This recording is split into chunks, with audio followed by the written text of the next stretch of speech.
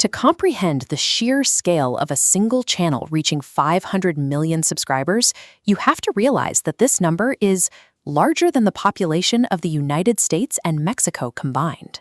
Hitting this mark represents an entirely new tier of audience capture. To mark the occasion, the architects of this channel engineered a brutal stress test. They isolated 50 of the earliest foundational content creators inside a high-stakes competition cube, putting a $1 million prize on the line for their subscribers. Among the contestants is Lucas Cruikshank, the mastermind behind the Fred channel. By introducing character comedy to the early internet, he became the first creator to cross the 1 million subscriber mark. And standing right beside him are the vlogging pioneers like Casey Neistat. They carried bulky camera rigs and defined a raw, conversational style of daily documentation that shaped the platform's early aesthetic. Also inside the cube is Chad Hurley. He co-founded the platform itself, physically writing the early code that allowed this digital stage to exist in the first place. This setup creates a fascinating friction. These creators thrived in an era of unpolished, personality-driven video. Now, they navigate a physical gauntlet built on modern, hyper-optimized retention mechanics. The question is whether their early instincts can endure today's relentless pacing. The first trial pulls from a highly specific phase of internet culture: visual deception. Contestants have to stare down multiple high-end sports cars and determine which one is secretly baked out of cake. The mechanics are unforgiving. If a creator steps onto the spot corresponding to the fake car, the floor drops out. A single lapse in observation instantly ejects them from the cube. Those who survive the visual trickery immediately face a test of physical dexterity.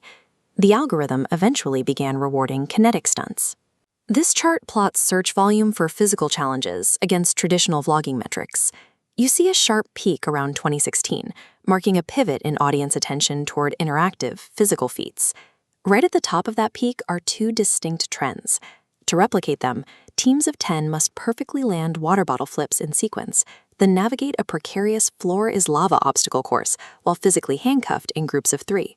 Stunts like these turned content creation into a participatory sport. Success no longer relied solely on having a unique personality. It relied instead on completing a specific, universal task that millions of people at home were also trying to reproduce. After testing physical skill, the gauntlet shifts to extreme observation.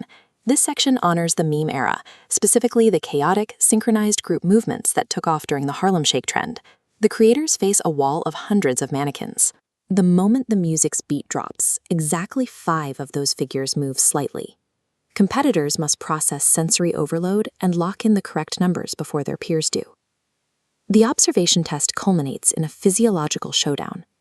One competitor must choose whether to eat a highly spicy tortilla chip, rated at over 2 million units on the Scoville scale, which immediately triggers acute heat stress in the human body.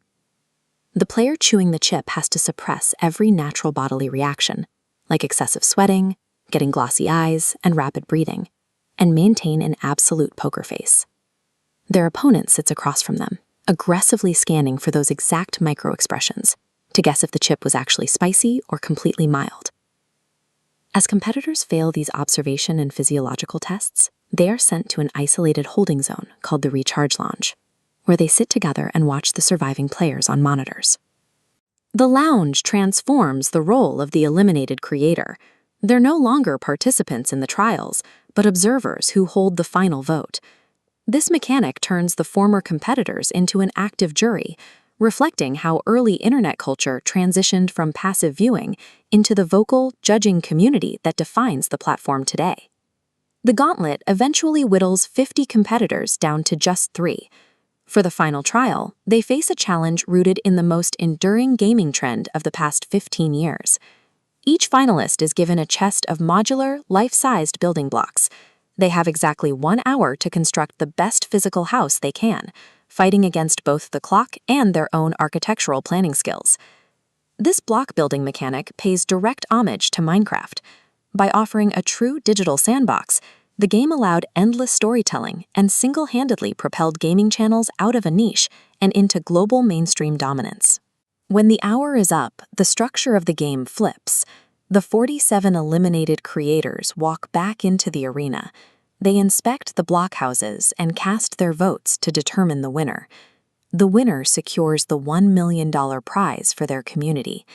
Simultaneously, a massive, custom-built plaque is delivered to commemorate 500 million subscribers, a number so large it requires acknowledgement from the very top of the company. The 500 million subscriber milestone and the presence of the CEO represent the platform's modern peak. This scale is only possible because of the 50 creators in the jury. Before they were contestants in a cube, they were the pioneers who established the original audience pipelines. A highly optimized, high-budget competition cube operates on very different mechanics than a shaky vlog from 2010, but these modern mega-projects don't erase early online culture. They sit directly on top of the raw, creative foundations that these 50 pioneers laid down a decade ago.